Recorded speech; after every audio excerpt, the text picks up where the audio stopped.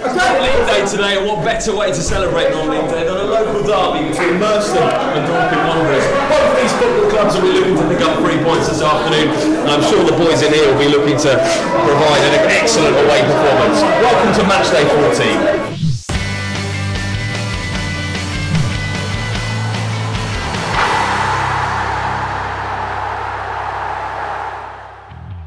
We're at Merstham Football Club this afternoon for this local derby. In 5 games unbeaten for the home side, they'll be looking to continue their good form. For Dorking Wanderers, they're finding it difficult in their first season in the Bostik Premier Division. They'll be hoping today to get one over their local neighbours.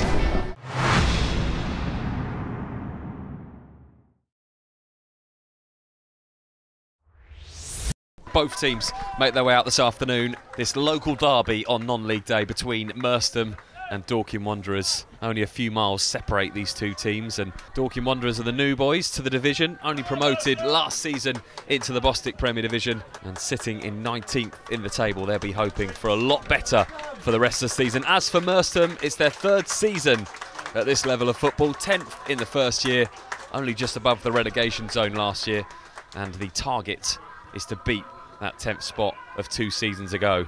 Plenty of players to watch out for on both sides, and none more so than the skipper today, Ryan Hall, who's played for the likes of Leeds United in the Football League. His friendship with the manager has brought him to this club this season, already got 6 goals. For Dorking Wanderers, the standout player is Matt Briggs, who's recently signed that new 2-year contract. He's also got 6 goals this season. He'll be serving a 3-match suspension for a straight red card in the next 3 games, so he'll be wanting to make an impact. A throw in a dangerous position. I wonder if anybody in the Dorking Wanderers team, Mick, has got the long throw that we've been seeing so much of this season. So dangerous as well. They haven't, because they play it in short, and eventually the ball's going to fall to McShane. Can be dangerous. He's on the edge of the box. McShane, what can he do? Drives in. McShane pulls it back. First opportunity for Dorking Wanderers. Well blocked in the end by Cooper. Comes back out to Beckles. Briggs gets hold of it. Goes for the shot. Easily down by Hagan. That was a real opportunity for Dorking Wanderers then. McShane broke into the box, laid it off, and probably wanting to do better from there, Mick. Oh, he had an eternity of time. He could have picked his spot, and that's unusual for James McShane. But they opened up Merstham there very easy and quickly. Still pressure from the home side. Pringling has the ball. Can't take on Ray, but it will fall back to Gordon. Back to Pringling. What can he do? Comes inside onto his right foot. He's been harried by Briggs. Briggs manages to get a foot in, and Beckles will get involved in the play and use his power and strength to get that ball away. Excellent play from Beckles. Referee nearly blows the whistle. In the end, he does blow the whistle, and plenty of Merstham players coming over and saying that Beckles followed through there on a die, I think it was, who's on the floor, is it? Well, that was needless. That was no need for that at all, and it's getting a bit nasty now in the middle here. And the referee blew for the free kick already, and it was a foul on Beckles. And as the referee blew for the free kick, he just lost control of his foot and went into the Merstham player. Plenty of those Merstham players coming over to the referee and complaining about that one, but he had, Mick, already blown for a free kick, so it effectively play had stopped then. You'd like to think that wasn't deliberate. I don't think it was, but he lost control really and lunged in, and that was a bad. And it's a straight red card, and the referee has shown a straight red card to Jerome Beckles, and a bizarre situation here because the referee had already blown for a free kick. Play had stopped, referee had blown for a free kick, and it was just a follow through with Beckles. No, it looked nasty from my angle here, to be honest, but the worry now is for the neutral. Will that take the fluent nature that we've seen in the game away from the fact that Dorking are now a man down, and Mark White will be severely disappointed that he'll have a man sent off for a straight red for the 2nd game running in a week. Not good. And it's settled the game down a little bit, Mick, because Merstham now are playing that brand of passing football that we know so well. Wasn't the fact in the first 10 minutes. It's a shame because it's took the whole energy out of this game at the minute. It's took a bit of a lull, and you know it's going to take a bit of a goal. Maybe it's going to take a goal to pick the whole game up again, because now Merstham are probably lulled into a full sense of security that the game's going to be won, and we can only hope for that in a way, so we get a game of football here today where it's going to be competitive and close. That's a sloppy ball from Tutu though, and it's going to fall into the path of Pearce. Got loads of room, Pearce. What can he do? Inviting shot. Pearce goes for the shot, does shoot. Haig gets down, tips it round the post. And the Merstham players invited Dan Pearce to run and have that shot. He checked back onto his right foot, did bounce just in front of Haig, and he did manage to palm it away. It will be a corner to the visitors. Where should the gaps appear, Mick? If you're going to play this effectively with 11 men, what should you be doing to make the most of this advantage? Well, passing through the midfield as far as I'm concerned, because Dorking will inevitably just put plenty of men behind the ball. I think we've got to pass their way through it, because there won't be no spaces for them to exploit if Dorking will do their job right. And Hall's got the ball on the edge of the box on his left foot. This is Ryan Hall. What can he do? Brilliant goal from Ryan Hall. Fantastic finish. It was a mistake in the Dorking Wanderers defence. Hall picked up the ball, had plenty of room to run. Checked back inside on his left foot, edge of the box, and just drilled it into the bottom corner. Brilliant finish from Ryan Hall, and the 11 men of Merstham are 1-0 up. They sure are. They let him run with the ball. They should have closed him down a bit more with numbers, let him get a strike off, and of course Ryan Hall's got a great left foot. That's a fantastic goal there from Ryan Hall. You could really see his quality showed through, even though Merstham have an extra man advantage. He breezed past the defenders and shot low into the bottom corner, and that bit of quality really did show, and that's an extra notch on the wall for possibly Merstham's star man. 1-0. The 7th goal of the season for Ryan Hall. 4 have been penalties, and that one an absolute beauty from the edge of the box to give Merstham the lead.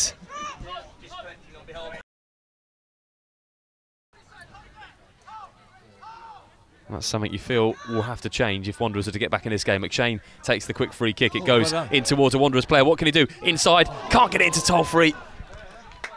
Haig had come out there. It was a great ball from James McShane into the box, and for a moment it looked like Wanderers were in. Haig was nowhere, and Tolfree just couldn't direct it towards goal. In fact, it flicked off a Merstham player, and it will be a corner. Cooper now comes forward and drives in towards the Wanderers half, and that's a really poor ball from Simon Cooper.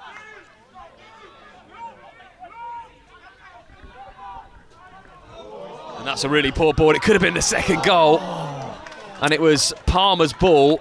He looked towards Dyatt, and it was snatched away from Dyatt by Adai, and Adai really should have done better there. Into the 18-yard box, only Palmer to beat, and he puts it miles wide. And it's Adai that's got the ball at the moment. Comes in towards Hamilton Forbes, and Ryan Hall picks the ball up.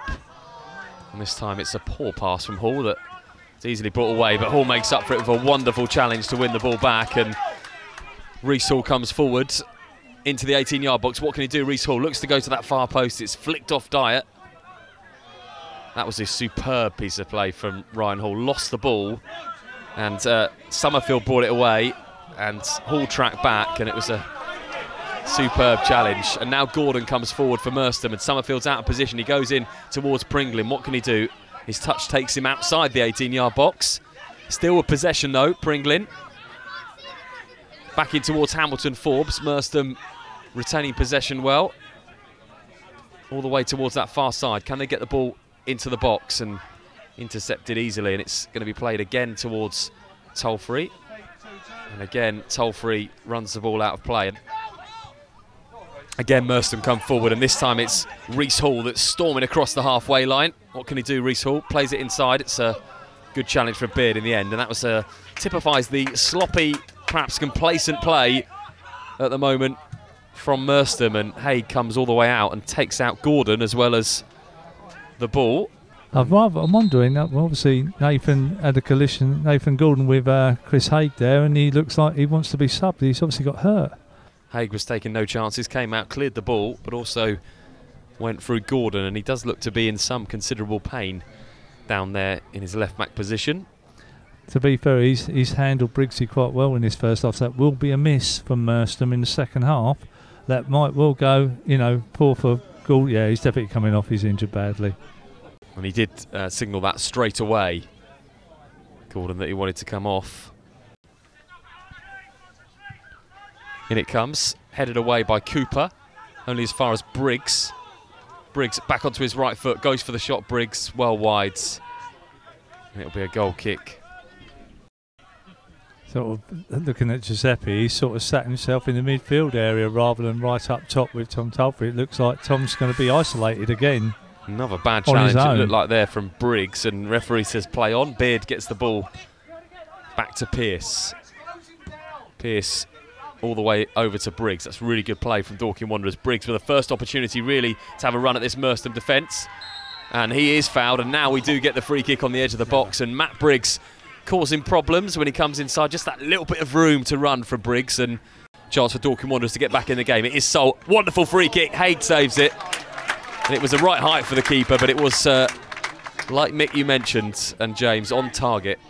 And never in any doubt with Giuseppe Sol. And as I said, if that would have been 5 yards closer, then I think Merstham would have had a real problem. And that could be a ploy. Briggs cutting inside for the first time in the game.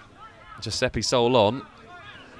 Maybe a way back in for the visitors. Ryan Hall picks up the ball. Dangerous position. Hall goes across goal. Save from Palmer. Was it? Did it go straight out?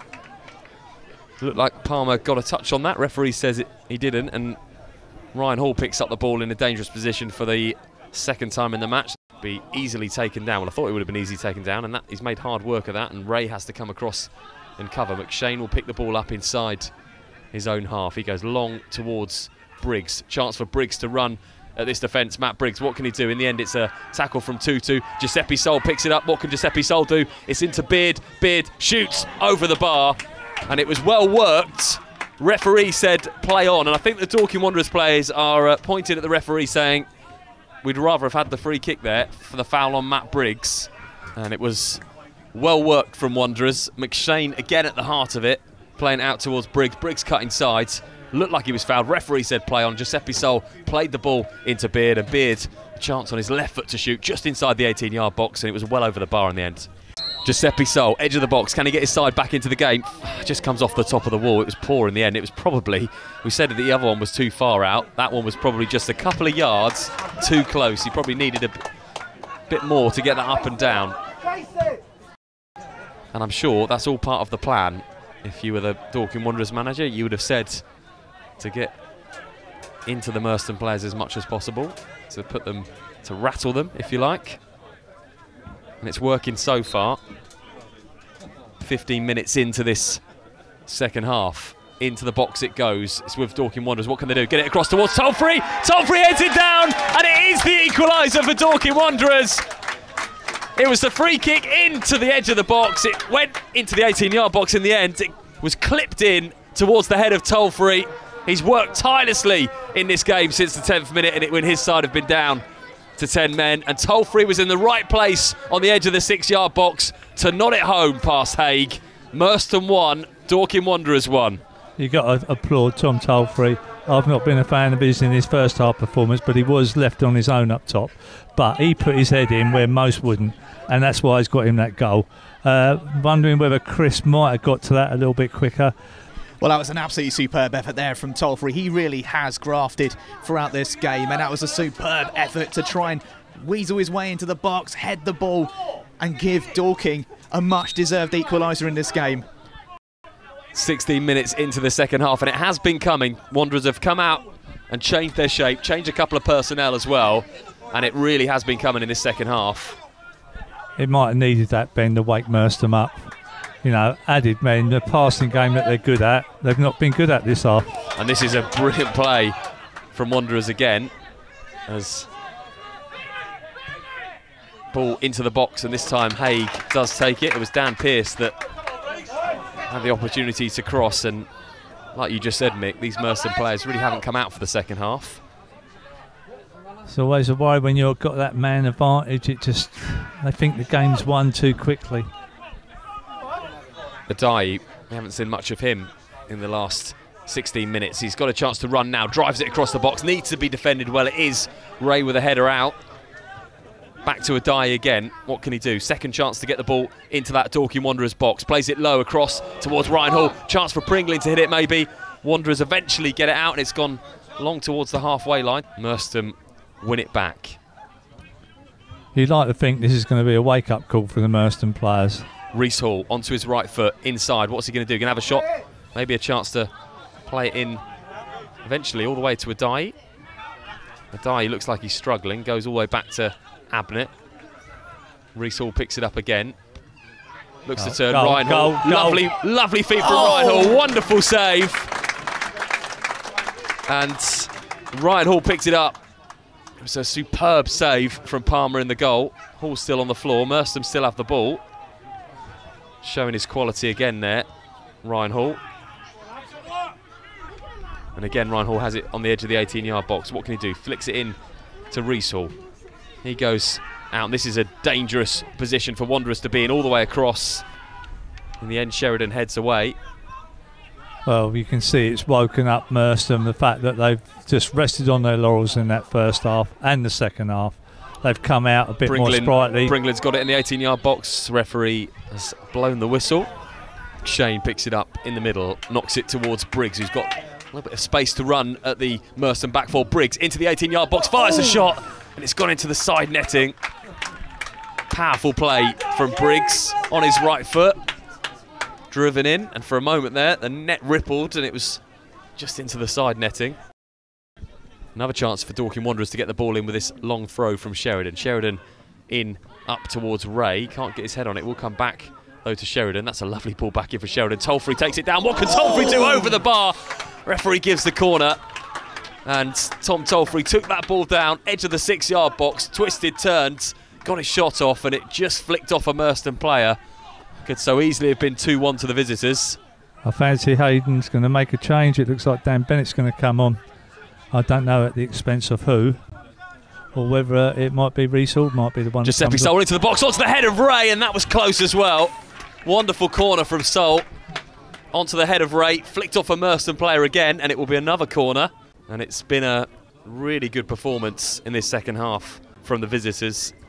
Flick on the ball. McShane will eventually get it back though, and now there's a chance for Wanderers to get it into the box again. McShane on his left foot this time, driven in, headed, flicked over the bar, and it was Bolter, I think, that had the head on the ball then. I think Chris Bolter's contained Alex Adai quite well today, considering the difference in pace between the two players. Hamlet comes forward now for Merstham. What can they make of this? Up in towards Pringlin.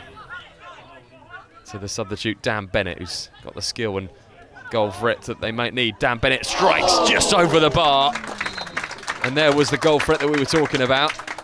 Dan Bennett in on his left foot, edge of the box. Clean strike. Sailed over the bar. It did look like Harry Palmer had it covered. Sol does take it, and that's a wonderful free kick. It's delivered all the way across, and they're going to score. They are going to score! It's going to be the second goal of the game for Dorking Wanderers, and it was Giuseppe Sol with a moment of class and quality into the 18-yard box. It was headed across by Ray, and I think put in the end by Bolter, and that is the visitors 2-1 up. Merstham 1, Dorking Wanderers 2. And that's what happens when you have persistence on a cause which they have throughout this entire game. They might have had a man down throughout the majority of this match, but Dorking Wanderers have really worked hard throughout this match, and it's paid off with a moment of brilliance from Giuseppe Sol and Bolter there to put the ball home and give the away side a very realistic glimpse of 3 points here at the Moat side. 2-1. But will Dorking go and sit back on that lead, which would be the danger? If they do, they'll allow Merstham onto them, which I don't think would be the right thing to do. I think that they've won the game 2-1. Cooper long towards Adai. Adai chasing that down, using his pace, and Sheridan can't get there. Adai's got the ball, chance to come back inside on his left foot. Adai goes in towards Ryan Hall. What can he do? Ryan Hall twisting, turning on his left foot, dinks it over towards Pringlin, is out by Pinnock, only as far as the edge of the box, falls to Reese Hall, and that is well wide and high from Reese Hall. The Merstham manager's actually left the bench already. He's already gone. After it's Pinnock who picks up the ball. Handball, referee says. So maybe one last chance for Merstham to get this ball into that Wanderers 18-yard box. I know you're a lover of that, Ben. It looks like he's wandering up there. I think you've got to go for it. This is last kick of the game. So Chris Haig delivers it on the halfway line. What can he do? Up towards that Wanderers box, and it will need to be carefully watched and put away, and it is in the end. And the referee has blown the final whistle to the delight of the Wanderers players, fans and management team. It was a real terrific team performance in the second half. On the 10th minute, they were down to 10 men, as Jerome Beckles was sent off for a foul on Tom Kavanagh. Straight red cards. It was Merstham that took the lead. Ryan Hall's low shot from the edge of the box, finding the back of the net. And it was a sublime performance from Wanderers as they changed their formation, brought on Giuseppe Sol at half-time.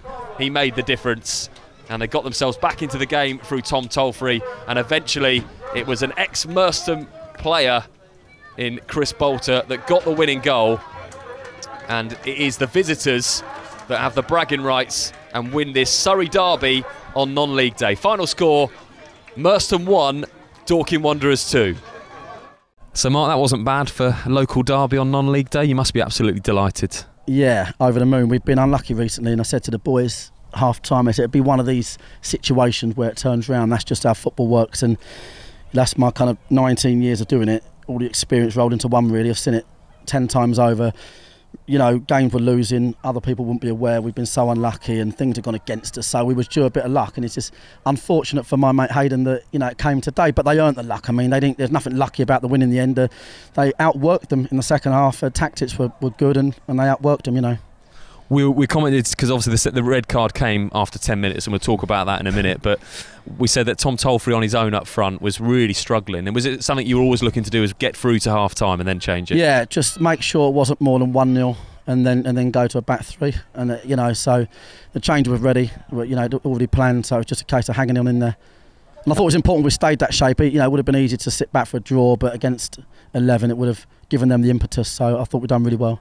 And the class of Giuseppe Sol and even Sheridan as well with that long throw really changed the game. Yeah, and that was in the tactics. We said, right, every throw we get is going to be thrown down the channel to try and force corners. We're just going to try and make the game scrappy. We're going to load the box with long throws, and that's why Rob came on, really, for that exact reason.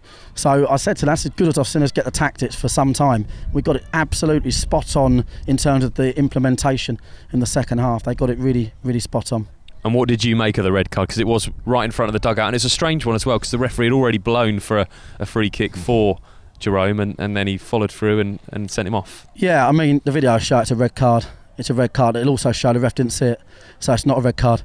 It's as simple as that. I'll be very surprised, and I'll stand corrected if the ref has got any kind of view on it. You know, it wasn't a stamp, but the Jerome left his foot in a it's a dangerous tackle because his foot was in a dangerous area on the guy's shin. But there's, you know, in my opinion, and I'm happy to buy the ref a drink because they all do a good job. But if he saw that, I'll be amazed. I think he didn't see it, and he massively went on the reaction. And I thought what he should have done as well, which really surprised me, was just go and talk to his linesman, because his linesman was the right side. So all he had to do was go and at least consult with the linesman and give himself some extra time to think about it. But, you know, we'll see if he's vindicated or not. But regardless, it was a red card. Didn't matter in the end, and you're bemoaning your perhaps a little bit of bad luck over the last few games. And could that be the turning point in the season that you needed? Well, I mean, you know, we've got you know, resource issues, if you like. Briggs is suspended for 3 games now. Jerome's going to be out for 3 games. These are big players to us. We've not really got any replacements in terms of centre midfield. That's why McShane's had to play centre midfield in a 2 against 11 men. So, you know, we'll be stretched. But obviously it will give us some impetus, which is good.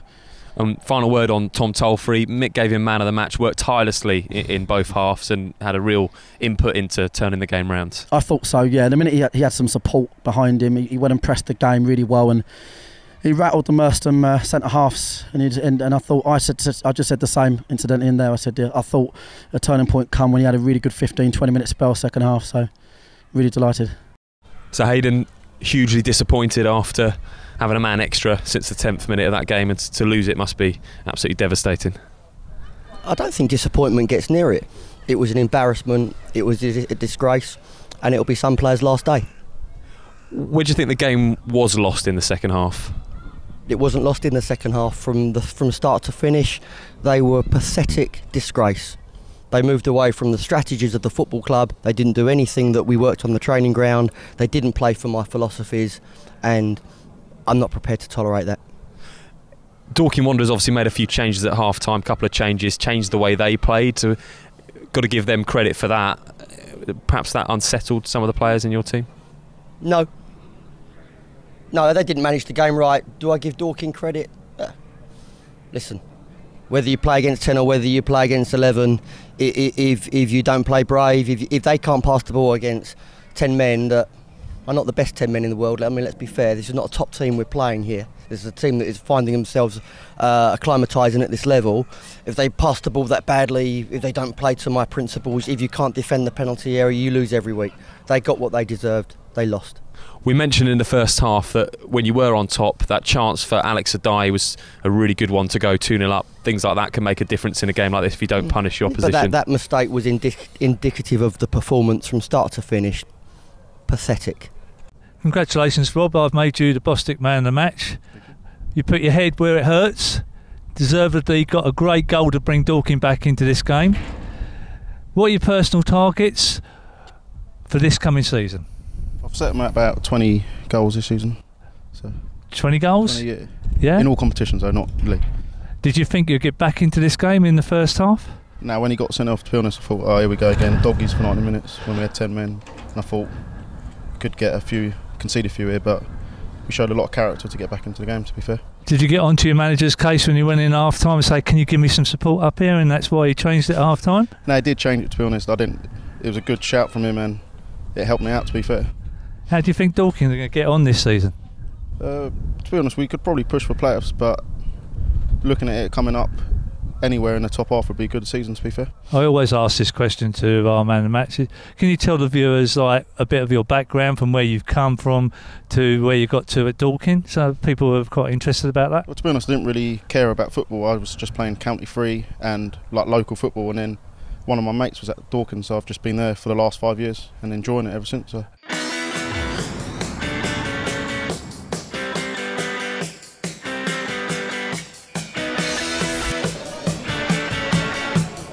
Clunas coming deep. Now it's Tanisha Abrahams. Clunas again. Able to turn. Saw Ferguson to his right, and he's got Ming in space on his right. Ferguson ignores him. He's gone for goal. Brilliant. First Dulwich goal for Nathan Ferguson. Just past the half-hour mark, and it's Dulwich who leads. They've been on top for the last 5 or 10 minutes. And Nathan Ferguson opens his Dulwich account. Thought maybe played the wrong option when he didn't use Sanchez Ming onto his left foot. Buries into the bottom corner. Danny get full stretch, couldn't keep that one out. It's the home side who strike first. Chambers for Clunas, trying to knock that around the corner was Clunas. Carew in the on the halfway line for Ferguson. Releases Boachi Yadam 1-1. 2-0! His wait for a goal is over. It's been a month or so. Nana Boachi Yadam gives Dulwich a second just before the break. Ferguson, who made the first, slips a delightful pass through. Goal number 4 for the club. And the home side doubling their advantage at a crucial moment in this first half. Needham so easily could have been level at 1-1. They find themselves 2-0 down.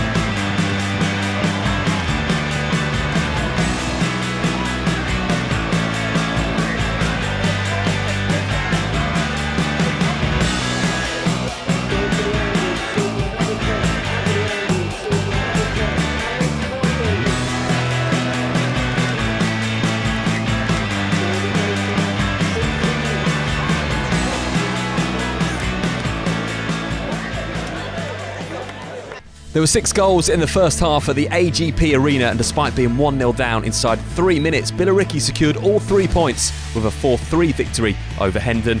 Dulwich Hamlet cruise into second after their 2-0 win over Needham Market in front of a bumper crowd of 2,417 on non-league day. A 2-2 sees points shared between 3rd place Leiston and 6th place Staines. 2-1 wins for Leatherhead, Enfield and Dorking Wanderers sees the middle of the table adjust accordingly. After netting 5 midweek, Burgess Hill on the receiving end of a 5-goal thumping. Jake Reed completed his hat-trick on 57 minutes. and Lowestoft earned their second win of the season on the road to climb up to 17th. 7 goals at Imperial Fields sees the 7 goals conceded midweek by the Terrors put out of sight as Frank Wilson's side earned their first victory of the campaign despite being 2-1 down on the half-hour mark. Goals from McNaughton, Folkes and Dunn puts 3 points on the board and leaves Worthing rooted to the bottom of the table. Just one game in the Bostik North due to the FA Trophy preliminary action today, and it was points shared between Hertford and Mildenhall Town after a 2-2 draw. So it's Dorking Wanderers who'll take the bragging rights in a superb local derby for non-league day as they come back to win the game with 10 men. Next up for us is FA Cup 4th round qualifying as we see Haringey Borough take on Heybridge Swifts.